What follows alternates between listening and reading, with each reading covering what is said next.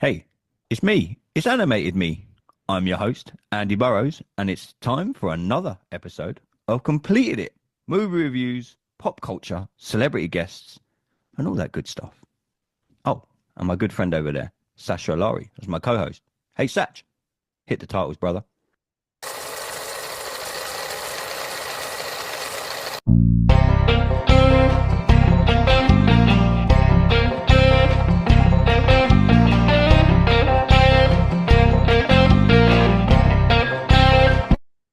Yes, everybody, welcome back to Completed It. We promised you we would do another Marvelous Monday, and here we are.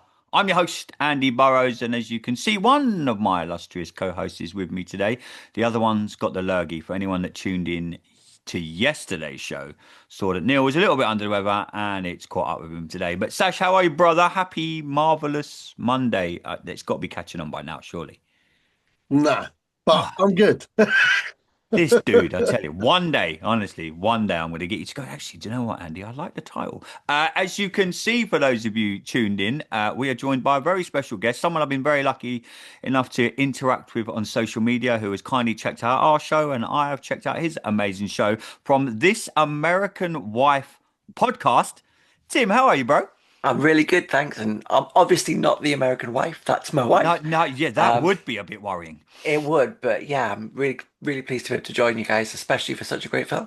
It's awesome to have you. Yeah, we are here to do Marvelous Mondays. We've made it up to Ant-Man. We're getting through these, Sash. We are Mm. flying through these. Tim, before we get started, mate, this American Wife podcast, just tell us how, why, where, when, how did all that come about? It's a really good podcast. I mean, I listened to your one. The last one I listened to, I think you done the Doomsday breakdown. You were Yeah. talking about everything about that. Just tell us about your podcast and how you got to doing it, my friend. Well, I've been into film for a long time. I've got a degree in it. But I never really had a good co-host until I met my wife. And we bonded over superhero films and many other films. And everyone said to us, "Why don't you do a podcast?" And we thought, you know what? Nothing's stopping us. So we did. And it's just grown from there. So my wife is my wonderful co-host, and we named the podcast after her. And she brings a lot to it. But today it's just me. Sorry. Oh, we better be good, Tim. I feel she's going to judge us. We No, better, no, we better be good. she's not judgy. She's wonderful. No, it's a great podcast, man. I really do Thanks. enjoy listening to it. I catch up on Spotify most of the time. I work out on the road, so it's usually in my ears. And yeah, I do enjoy listening along. I urge anyone to go and check it out. Just go to This American Wife podcast on Spotify or wherever you get your podcasts. Boys, we are here to talk the 2015 movie, which came out the 17th of July, 2015, Ant-Man. A different direction, shall we say, for Marvel. When we done our last Marvelous Monday, it was Age of Ultron. We mentioned that we were looking forward to getting into this. Tim, you're our guest. I'll come to you first, my friend. What did you think of this movie?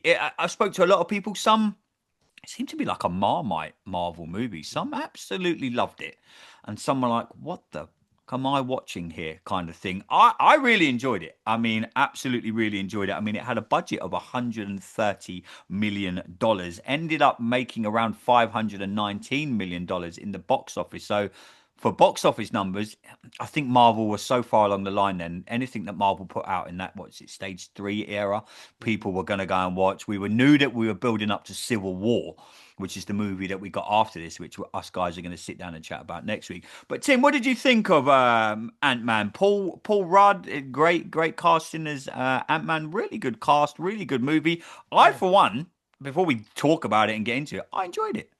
I think I was invested in it before it came out. I remember it being originally an Edgar Wright project, and Edgar Wright can do no wrong in my eyes. So I was desperate to see it, even when he left.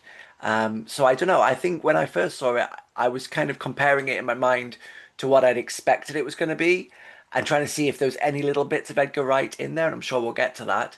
But I loved it right from the first time I saw it, and I've seen it. I don't know how many times since then, and watched it again today. It holds up so well. And as you just mentioned, coming after Age of Ultron, before Civil War, there's something really special about this film that is just so much lighter and more fun, family oriented. It brings in aspects of, the family element of him being a dad and it all being about fatherhood and daughters. We've not had that in Marvel up until this point.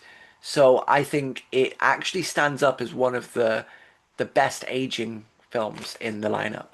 Yeah, one of the reviews I read today, Tim, again, when I was doing a little bit of looking into this movie and seeing what I like to gauge people's opinions. I don't believe everything you read on the internet, folks. No. Someone said it was Marvel's first attempt at rom-com.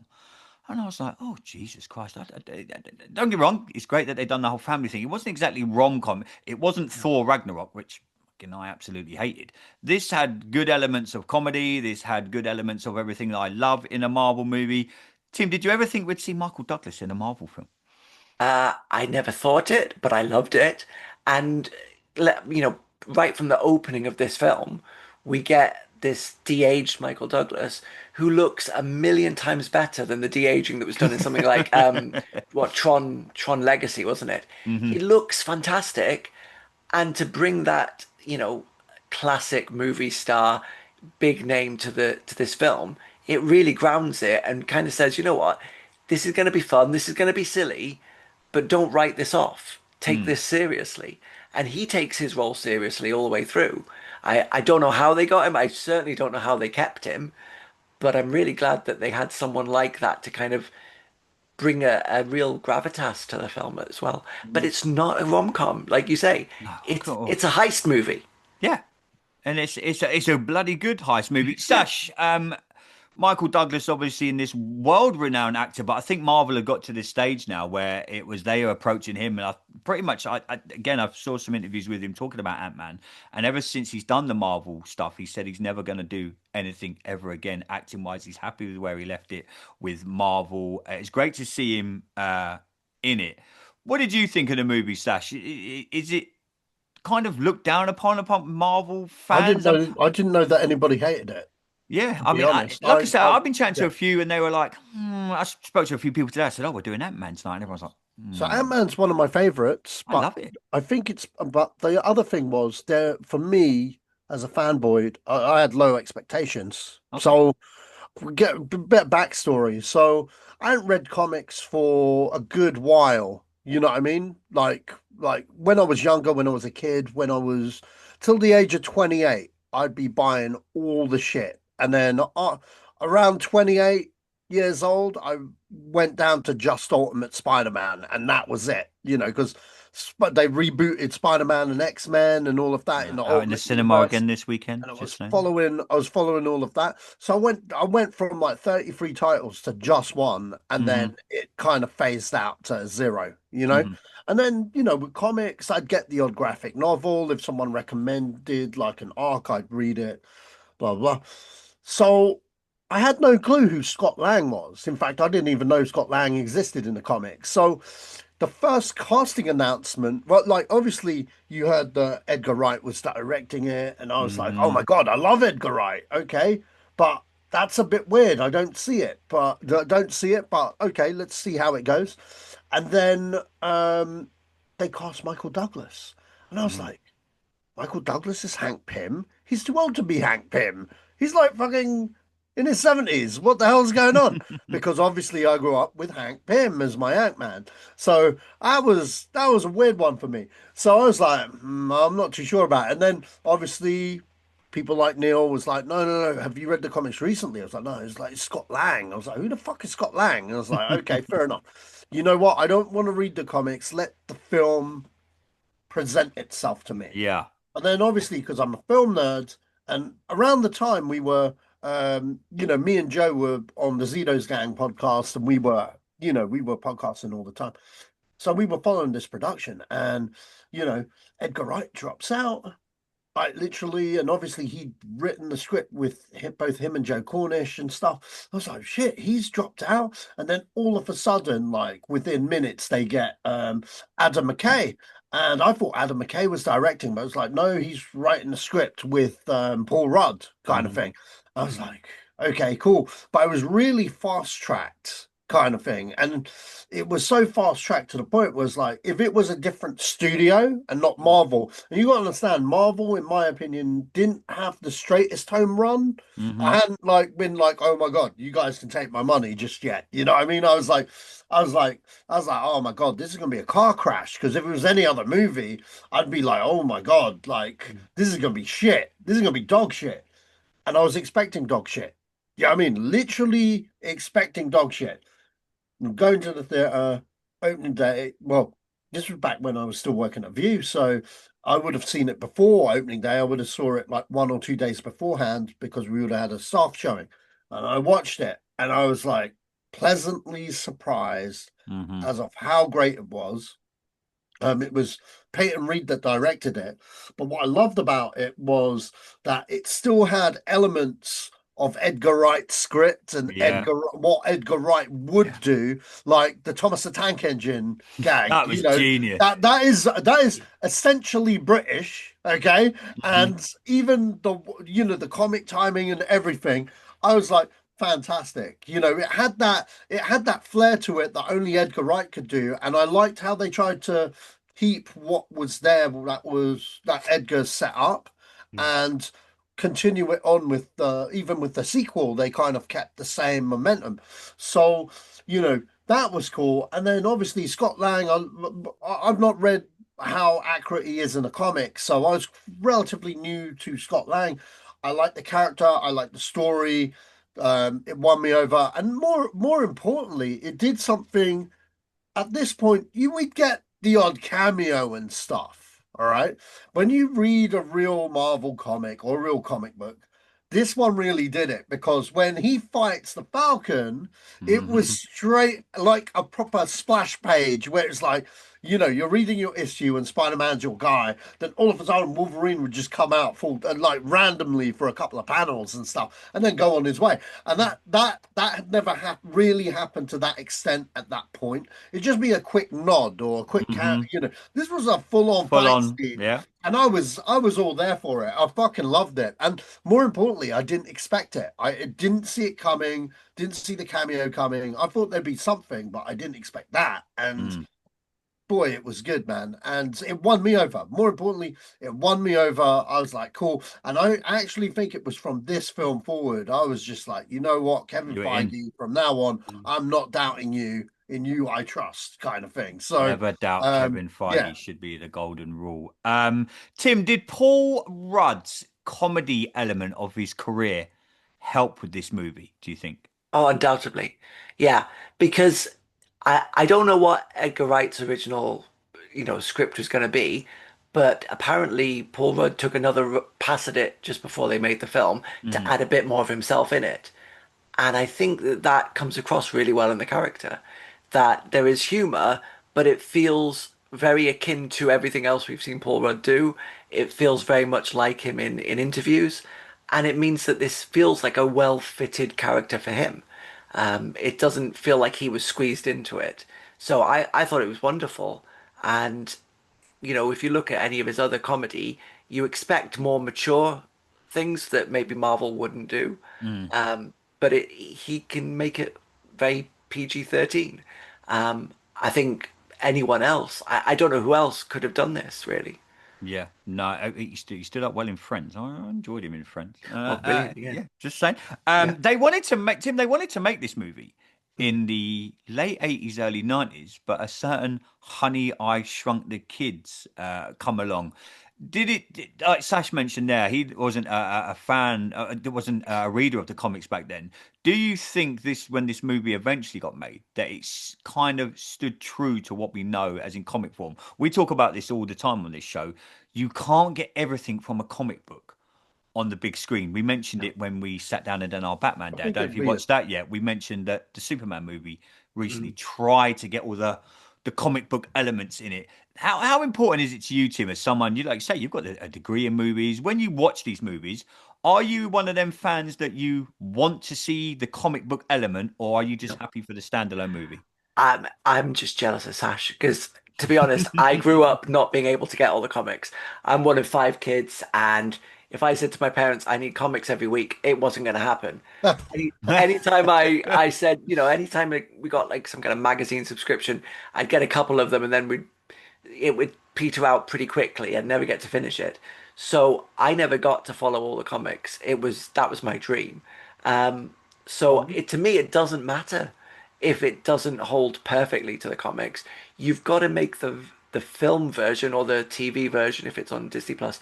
You've got to make that version of the character work. And something that works in comic is not always going to work on screen. Something that works on screen would not come across well on comics. So just make the film work. And I think maybe that's why this film is so good. That even if we didn't know that character or the version of it, I didn't know Hank Pym, but Okay. I loved him. I mean, you get these two versions of, I can tell that it's two versions of a character because there've been multiple versions in the comics. You gave me both and made me appreciate both and invest in both. And you don't try and make some old guy put him in the suit and give him the action because you wouldn't believe it. You don't give some young guy the developing the tech in 10 minutes. You go, let's do both. Let's use the strengths of both these characters and give the readers of the comics a version of Hank Pym that they can appreciate, but also the readers of the newer comics, we've got Paul Rudd's character just in there new, and we just take him as he is. It's just perfect. Yeah, no, I agree, mate. I fully agree. Sash, you kind of mentioned it earlier. I just want to get Tim's view on it. With the Falcon being in this movie, it's one of the first Marvel movies where we really saw a quote unquote another character having a full on cameo.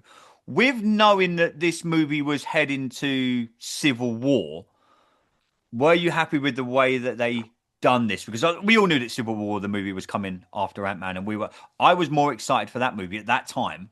I remember thinking, oh my God, this is going to be fucking incredible. Because they teased it at the start of the Avengers movie. You had Iron Man fighting Thor and Iron... No, Thor, was it Thor and Iron Man at the start of the first Avengers movie? They had a little fight at the start. Thor broke up a fight with Iron Man and who? I'll have to That was rewatch one of our Bucky. Marvelous Mondays. Yeah, it's at the start With of the very Loki. first Avengers movie. Yeah, so you kind of had teases where I've always thought like, oh, I'd love to see the Avengers go at it, and we knew at this movie that Civil War was coming. So with the sprinkling of Falcon in there, Tim, do you think again that Marvel were like, we say this all the time, they love just dropping little bits in, going, we're going to tease this for you now because we know that you know that I know that you know what's coming. What did you think of that? I think that shows the confidence in this film because if they'd left Falcon out, this could have been a standalone that they could have just, swept under the carpet if it had flopped. And people thinking it was going to be a flop, that would have worked. But they didn't. And putting Falcon in and the way that the post credit works, and Setting it's up Civil not, War, yeah, with Bucky. and the fact that it's not just setting up, but it's a scene that we then get again, exactly the same. I don't think they'd really done that before. Normally it was a No? tease that was, hinting at something rather than an integral part of the story. And it literally says, we're going to be bringing this character back, almost suggesting that he's going to be, no pun intended, a big part of Civil War. So I think that showed that when they got a certain part of the way down production, they realized, actually, we're onto something here. This is better than we ever thought. Sash, do you think this movie did hit better than Marvel thought it would? Because, like Tim said, it could have been a standalone movie, and a lot of they've done it. They've Probably. kind of done it with you had Thor Ragnarok, but that was kind of like it was kind of like they wanted to get the Hulk in a movie, so they done Thor Ragnarok. That's still a lot of people's opinion, which we're going to get to in a couple of weeks. I'm dreading watching that piece of shit again. But was this the movie where Marvel kind of thought, you know what? Yeah, we're going to show a lot of our cards, and like Tim said, they've done something different with the end credit scene because it's a scene that we see in Civil War. Sorry, what was the question? Nothing. Do you think that Marvel was showing us more than what they have in the past, kind of thing? Because, like Tim said, Oh, right. the end credits were the end credits, and you were left thinking, "Oh shit!" This time we see Bucky. He's getting interrogated by, I think it's him and Captain America. Yeah, Falcon I don't know what the train of thought would have been. I think the script comes first. because at this point I'm thinking Marvel are thinking, Yeah. we're here now. This is fucking. We're right in the middle. We're at stage Yeah. 3, right, by this movie. Hmm. So I'm thinking to myself, Marvel, they're literally fly. If you compare Marvel then, we're talking sitting there talking about Ant-Man, and you compare Marvel now, and Yeah, we always mention the dip and the troughs that is going to happen. yeah. Like Tim touched But at on this his point, one of there his was no episodes about dip. Doomsday. Yeah, Yeah, this at this this point, was there was Marvel no just dip. going Yeah, flying. Ant-Man was a risk, though. Do you think? yeah, 100%. Mm, It was a big risk, especially coming off Guardians as well. But then I think both Guardians but with Guardians, they had a competent director that wrote a solid script. You know what I mean? And it shows because that's like, for me, like I've said this before in the podcast, that was the best Marvel movie, in my opinion. That first Guardians is the best screenplay, the best fucking Marvel movie. And you know what? I'm a Spider-Man guy. So for me to say that, that's like almost sacrilege. But I love Guardians of the Galaxy Volume 1. It's just a very, very well good script. And that was a risk. But this was more of a risk because of the change in directors, Mm. the writing on set really quickly kind of thing. Because this could have been a major disaster, but they managed to smash it through the park. You know what I mean? And I do think Tim's right. Like you getting Michael Douglas to ground it was fantastic casting, mm. regardless of how I felt beforehand. And Because I was like, Eva, what's her name, as his daughter playing Hope was a yeah, great casting. she was really Yeah. good, man. She was really good. And also it kind of, it also gives like the character a sense of history going in, you know what I Mm. mean? And you want to explore more of that world within itself, you know what I mean? Like with these characters and stuff. So they did a fantastic job with this, man. You got a little the Whether odd nod. Howard Stark, you got a little mention again in this yeah, movie. There was bits of that. I love how Marvel do that, and they done it later on in the movies where they were kind of like they showed us what had been and gone. You know, like Mm. Tony Stark's upbringing, and without giving us a whole movie, they yeah. just give you glimpses. And I know they done it in Black.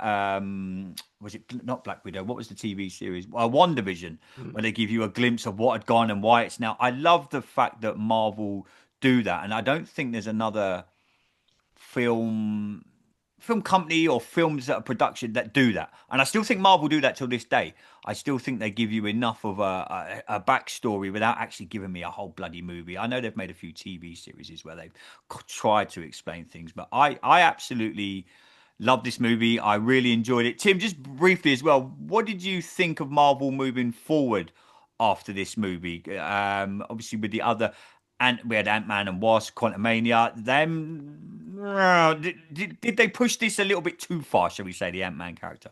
I think after the success of it and the way that he was integrated into the Avengers after this, I think it's understandable that they wanted to do more with the character, but I think they lost what made this film so good. That this is a small scale, he's dealing with a problem he's been brought into, and at one point he says, surely you should call the Avengers, and like, no, I need you to go and steal stuff. That's all this is about.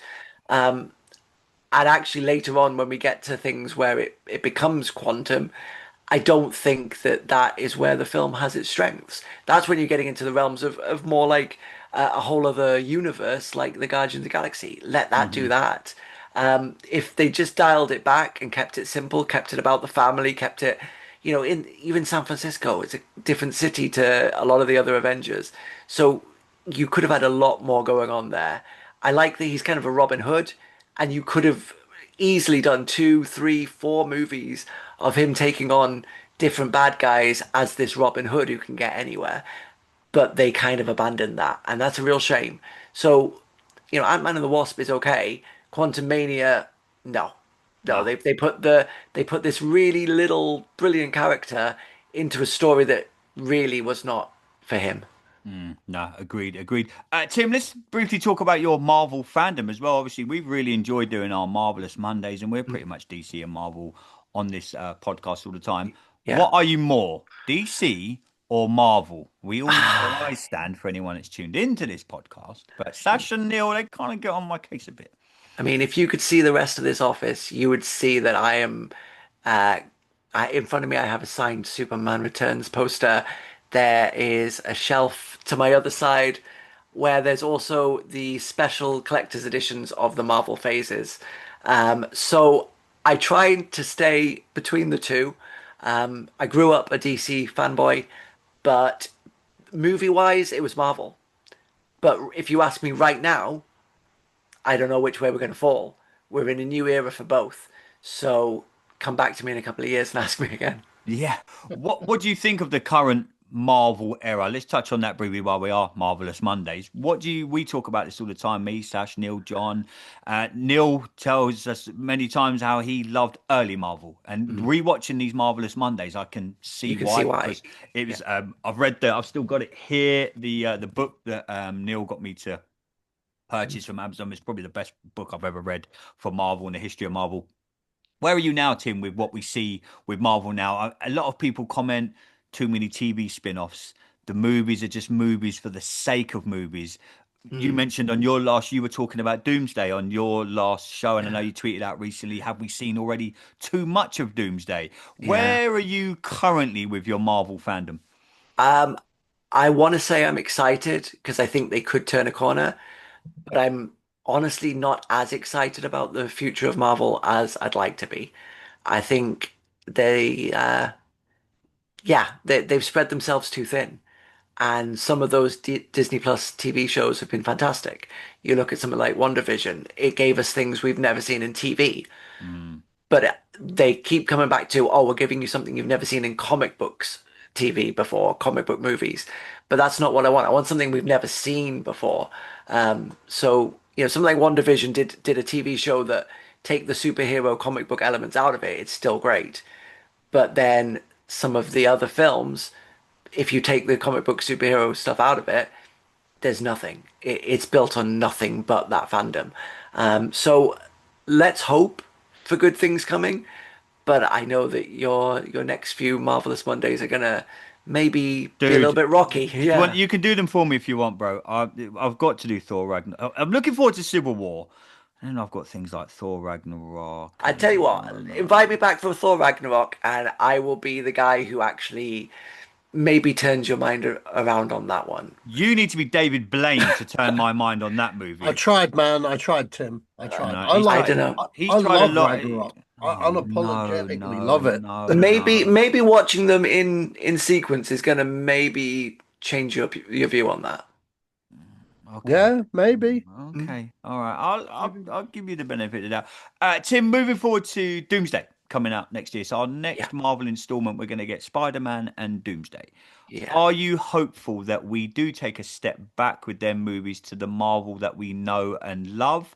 Is there too much expectation, pressure that this movie is going to be the Avengers Endgame kind of situation where they're all going to be back on the screen? Alas, maybe not Iron Man. We don't know yet, though. You mentioned I think I saw one of your tweets. Have we already seen too much of Doomsday? Are they giving us too much? Where are you with going into 2026 Marvel? Are you hopeful? Have we seen too much? Do you think that they're going to try and give us what we know as Marvel? They're gonna give us everything we've ever known as Marvel. That's what they're doing. They're bringing in the Fox X-Men characters. They're bringing in the TV characters. I don't know how they're gonna do this, and if they pull it off, they deserve every dollar, dime, penny that they're gonna get. But I really don't know how you can bring that many characters into a film and make us care about all of them. So I'm fascinated to see what they're going to do, but giving us Doom at the end of Fantastic Four and making us interested in a character that we think we know, they're going to have to really rewrite that character to something that we honestly don't. I weirdly enough, we rewatched the old Fantastic Four, Tim Story, Fantastic Hmm. Four films the other day, and they don't hold up great, but also they're not terrible. So, we've had this character, everyone thinks they know Doom. If Marvel managed to make it a real compelling villain, one with real stakes and actually a bit of menace, that'd be great. All the best villains have got real menace, but I don't know how. I'm just desperate to see it. What do you hope if you were in charge of Marvel? We've asked a Mm, few of our guests this. We've had some great guests on over the last few months, and me and Sash and Neil talk about this all the time. mm. you were in charge of Marvel, what would you do moving forward? I know they've kind of told us the movies that we're going to get. Yeah. How would you want to do it? I'd sit down and kind of wipe the slate clean. Not in terms of getting Not rid of reboot, just not a reboot, but wipe your slate of what you think you're gonna do. okay, And interesting. don't just make the films that you think, well, that one made a load of money, so we need to do this one next. But go, well, where do we want the story to go? And therefore, what are the logical steps to that? Which characters do we actually need to build up? And I think that's how they used to do things. You know, Mm, we're talking about Ant-Man, the way that they bring Ant-Man in and then they have an idea of how they're going to use him next. That's really good. But now sometimes we're having these characters brought in and we're being told they're coming back, and then we don't see them for 5 years because they didn't have a plan when they were going to bring them back. They just said, we're going to bring them back. mm. So I think if I was in charge, if I was sat with Kevin over a cup of coffee, I'd say, you know, what characters really matter, and let's focus on them and stop teasing us all these extra characters just because people say I can't wait to see when they get introduced. Because we don't need more characters. We need the depth on the right characters. What Jonathan, who's on the show with us, big shout out to John Tim. He always says to me, and I work with him, so we're geeks during the day as well, Nice. as a bit in the evenings. He says to me, Marvel can't survive without Iron Man. Do you agree or disagree?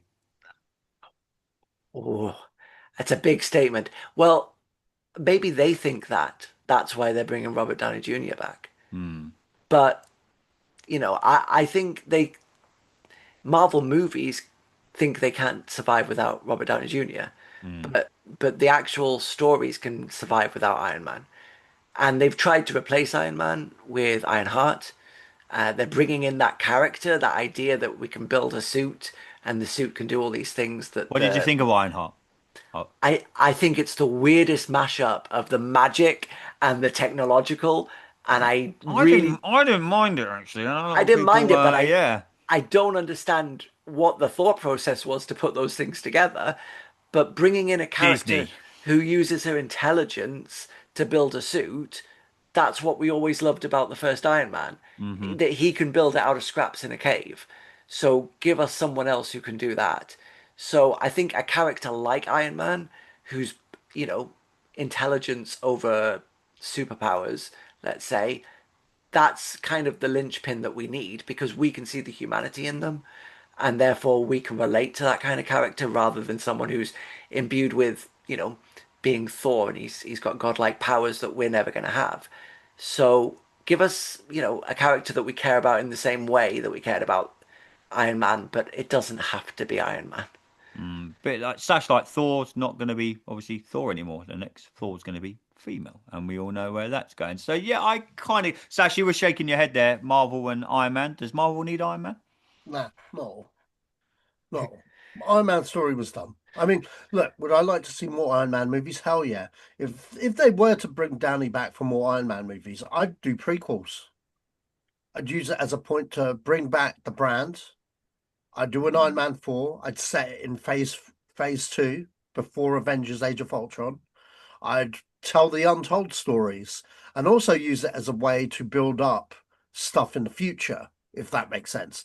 Maybe you could have Riri meet Tony Stark, you know what I mean, and have some mentorship and stuff like Interesting. that. So people could be like, oh, they got that thing. I haven't seen Ironheart, by the way, so I can't Not speak as for bad it. as people But make out. I know No, a I lot of mean, people shit on it, but it ain't that bad. it's I a mean, worthwhile watch. Yeah. you could do like a lot with that by telling those untold stories. But more importantly, as a old school Iron Man fan, his big bad is the Mandarin, Hmm. and I would like to revert back to the original OG John Favreau plan. Build up the Mandarin. Okay, we know Killian was a fake guy.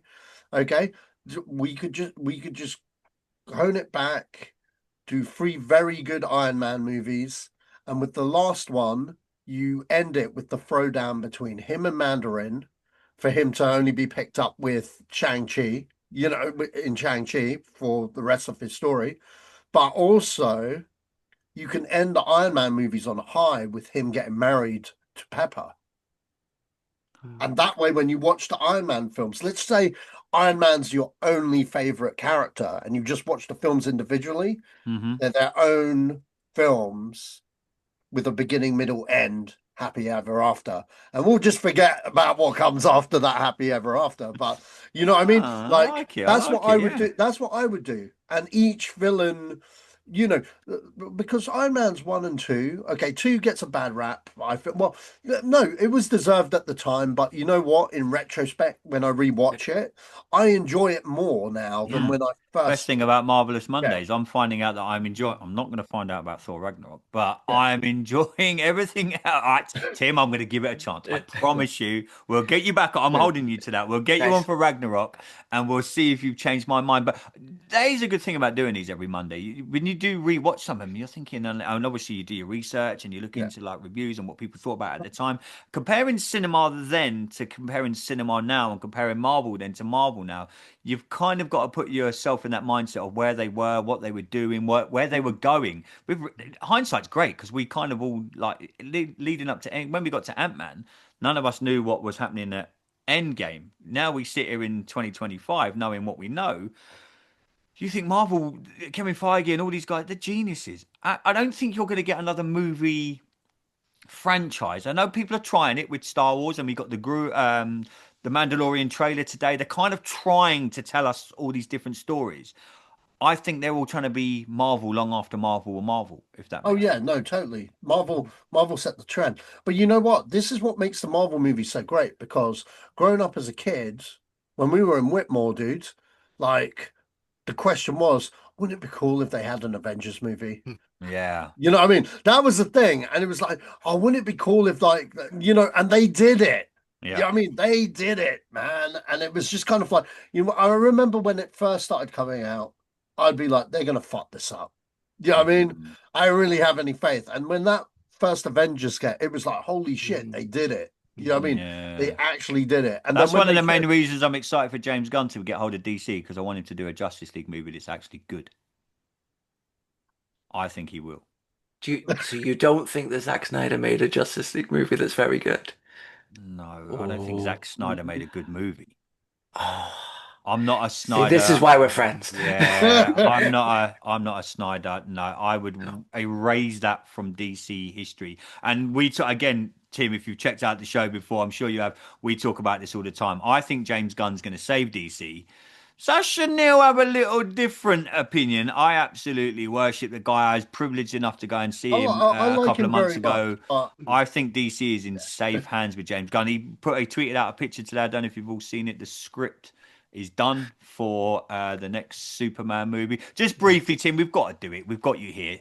Yeah, I know it's Marvelous Monday, but that's Sash okay. will hate me for asking this. What did you think of the latest Superman movie? I thoroughly enjoyed it. I had the privilege of taking my nephews, Good. and that was the best way to do things. Was I know what got me into Superman at the age of 8, and what kept me interested for the last 30 something years. But taking my nephews who love superheroes and comic books more than the three of us combined, it was the best thing because I could see a Superman movie through their eyes. So the Mm, things that didn't work for me worked for them. The things that I could have done with less of, they wanted more of. And at which point it stopped me from going, oh, I hate that bit. I never got to the point of the things that I didn't love. I never hated them because I could see how they worked and how that they appealed to a much bigger audience than, us grown men who, yeah. are holding on to something from our childhood. So yeah, it was a really a solid film because I had that extra little perspective. yeah, it's a great way of looking at it. You kind of forget, like Sash, especially when I've known this guy since I was about 4 or 5 years old. You kind of forget that you're gonna need these new movie fans, and you've got to have like us three. You've got to have us, the next generation coming through. So you're going to get your 9, 10, 11, 12, 13 year olds watching Superman, watching Marvel for the first time. Someone mentioned to me the other day about Marvelous Mondays. They said a friend through work kind of thing says my son has now started watching Marvel for the very first time from the beginning, and then he's checking out our Marvelous Mondays because he's only known what maybe like the last 2 years of Marvel, so he's never gone Yeah. back and done the back catalogue. So there's people out there now. When you mention to like kids of a certain age that look at you when you go, "Oh, Christopher Reeve was the best Superman," and they go, who? They haven't got a clue. And you're kind of like, what? And when I speak to like people about WWE, and I'm like talking about like the Ultimate Warrior and Hogan and things like this, and they're like, who? And you have to remember that you've got to always keep doing Yeah. something for like the generation of now, and then like you say, three old geezers like us who just want to hang on to our childhood and celebrate Marvel for Marvel and DC for DC, and it is what it is. But Tim, thank you so much for coming on our show, man. Just Thank you for tell us having me. about it. Just give us a quick plug for your podcast, my friend. What you've got coming up, and where the people that are tuning in today can find you. So it's This American Wife. You can find us on all the places you get your podcasts, including YouTube. And our next episode, we're going to focus on medical TV and movies because my wife is a nurse. And so do these ER things. is the greatest medical show of all time. Well, you say that, but ER has now been superseded by The Pit. So we're going to have a look at The Pit No. and say what happens when you give us ER that really is a reboot of ER, but you do it with all the money and the prestige of HBO. Just don't And- include Casualty in this review, all right? I Suffer mean, on the Casualty. Oh, stop it. Remember Saturday night, Noel Edmonds and Casualty? It was classic British TV, wasn't it? oh, I'm going to have to introduce my wife to Casualty because that, being an American, that's something she's missed. Oh, she's in for an awakening. But looking forward to that episode then. Yes, Nice. ER is one of my most favourite shows. I remember it being on Channel 4 and absolutely just binging it. During the summer holidays, it used to be on in the mornings at Yeah. like 9 o'clock, 10 o'clock. So every morning it was ER and then Saved by the Bell randomly enough, which was absolutely brilliant. But Tim, thanks so much for coming on, man. We really do Thanks. appreciate you joining us, brother. Sash, we're going to be back next week. Next coming up for us is Civil War, dude. This one it's up there for me. This is where Marvel kind of peaked and then it went a tiny bit. Sash, looking forward to doing Civil War next week. What do you reckon? Yeah, I like Civil War.